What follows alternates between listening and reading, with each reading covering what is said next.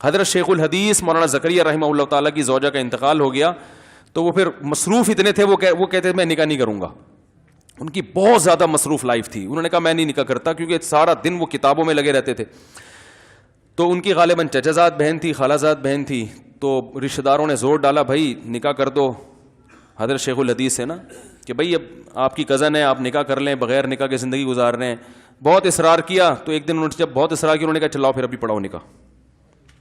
لوگوں نے کہا یہ کیا بھائی, کہہ رہے ہیں بھائی اگر کرنا ہے تو پھر ابھی کراؤ, میرے پاس فالتو ٹائم نہیں ہے, ابھی کراؤ نکاح. بس ٹھیک ہے, گھر بیچ دو, رخصتی ہو جائے گی, ٹھیک ہے آپ ہماری بیوی بن جائے گی, پھر ہم خرچہ اٹھائیں گے اور جو اس کی ذمہ داریاں پوری کریں گے.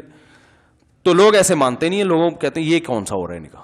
تو کہتے ہیں بھائی یہ میرے پاس اتنے بکھیڑوں کا ٹائم, آج کل اصل میں فالتو ٹائم بہت زیادہ ہے. اتنا ٹائم ہے, شادی کی 6 مہینہ پہلے تیاریاں ہو رہی ہیں, تو وہ والے آ رہے ہیں تو یہ والے جا رہے ہیں, پھر وہ آ رہے ہیں تو پھر یہ والے جا رہے ہیں, تو پھر وہ بری کی رسم آ رہی ہے, پھر وہ والے آ رہے ہیں, پھر پھڈا ہو گیا تو ان کو منا رہے ہیں.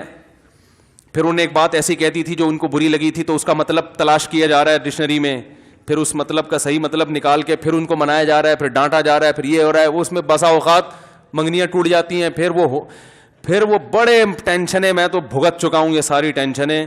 تو بھائی ٹینشن فری زندگی گزارو. شیخ الحدیث مولانا زکریا رحمۃ اللہ علیہ نے کہا بھائی اگر کرنی ہے تو ابھی نکاح پڑھاؤ, ورنہ جاؤ یہاں سے, ٹائم نہیں ہمارے پاس یہ استخارے نکالنا اور پھر یہ کرنا اور وہ کرنا نہیں ہے.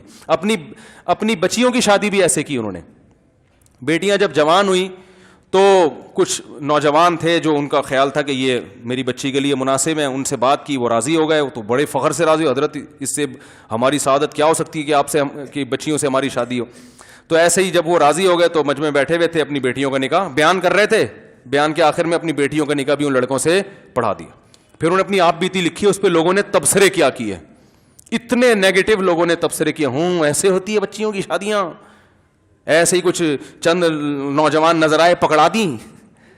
تو بھائی وہ نوجوانوں کی تحقیق تو ان کو پہلے سے تھی کہ یہ اچھے ہیں, جب ہو گئی تحقیق بھائی صحیح ہے تو بس اب کیا الگ سے محفل اور مٹھائی کے ڈبے پارسل ہو رہے ہیں, وہ آ رہے ہیں تو وہ آ رہے ہیں. تو بھائی اب جب کرنا ہے تو بھائی ٹھیک ہے, ہماری بچی ہے, بچیاں تو گھر سے رخصت ہوتی ہیں, چلو بھائی یہ نکاح پڑھا دیا, اب تمہاری امانت ہے, جب چاہے لے جاؤ.